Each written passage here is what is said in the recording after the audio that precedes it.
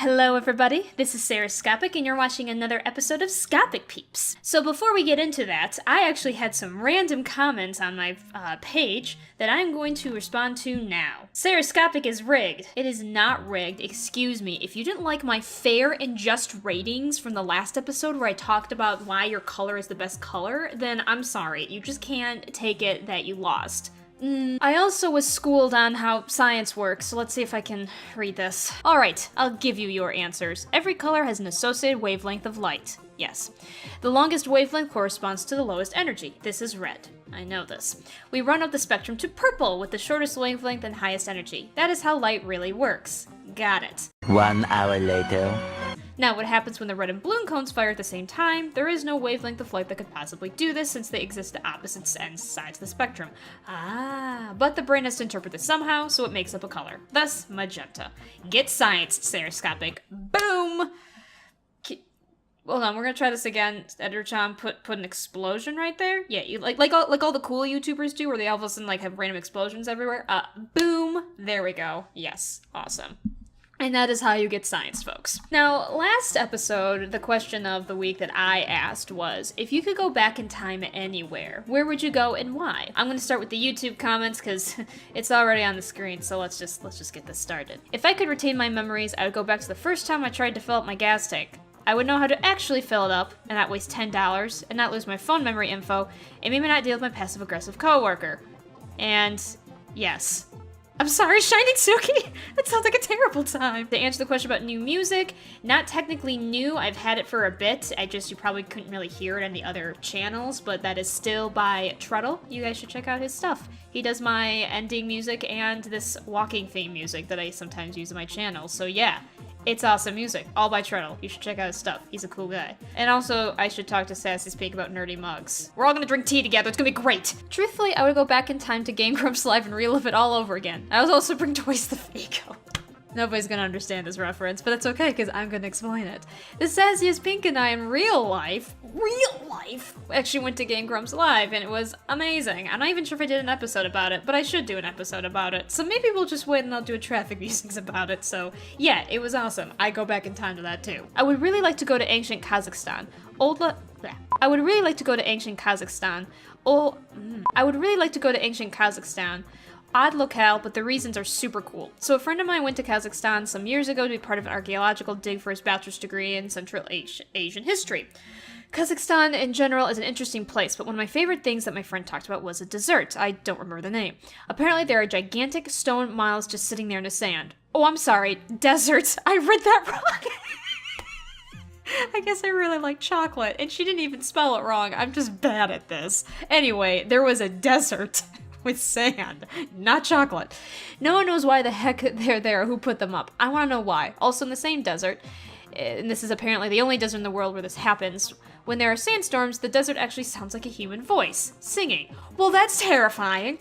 It's a reason why people in trade caravans got so lost often there. They'd hear a voice and they'd wander so far and they couldn't find their way back to the caravan. I seriously have to see it for myself, equipped with all my modern things to help me survive. Excuse my phone for ringing. I should have put it on silent before I did this. So yeah, I'm so there for the discovery of ancient peoples and listening to a singing desert. So that sounds like freaking that there are sand mermaids. So, has no one thought about this? Like, there are sand mermaids in this desert? I don't know what you'd call them, but like, because that's what it reminds me of course, the sirens.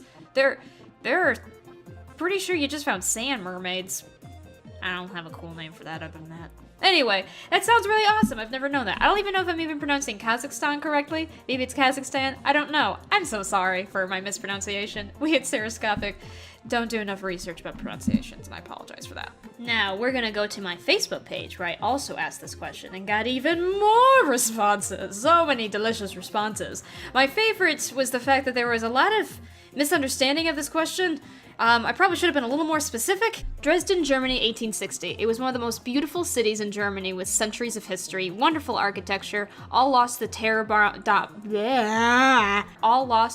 bombing in 45. This way I'd probably die before the war, or partway through and miss the heartbreak of watching this country decline. I can understand that. It would have been really cool to go back to the 70s and 80s and be part of a lot of movements that happened during that time. That would be pretty awesome, I will admit. 1920s, so I can be in the mafia and dress fancy every day. It would be cool to dress fancy. I don't know if I actually want to dress dress fancy every day. I get real bored with that. I could dress fancy every day, and I choose not to. So I don't actually think I would actually enjoy that. So, to each their own, I guess. I would want to go back to either the height of the Islamic Golden Age or the time of the Library of Alexandria. There's too much knowledge lost in their destruction. I'd want to chronicle the knowledge and try to save as much as possible. That would be really cool. I'm not exactly sure. I don't really know much about the Library of Alexandria, obviously besides the, what we do know about it. But it always fascinates me how much information can be lost through the years. Like, obviously, even, when things were passed down through word of mouth, a lot of information was lost. But I'm even just talking about, like, when it was written down, how easily it can get lost. Or even when it is written down, how much we still ignore it anyway. That's a different time and a different question. Probably Israel circa AD 26 to 33 to witness the life and times of the second most controversial public figure in human history. It's Jesus! He's talking about Jesus! I would try for the most controversial one, but I already live in the present.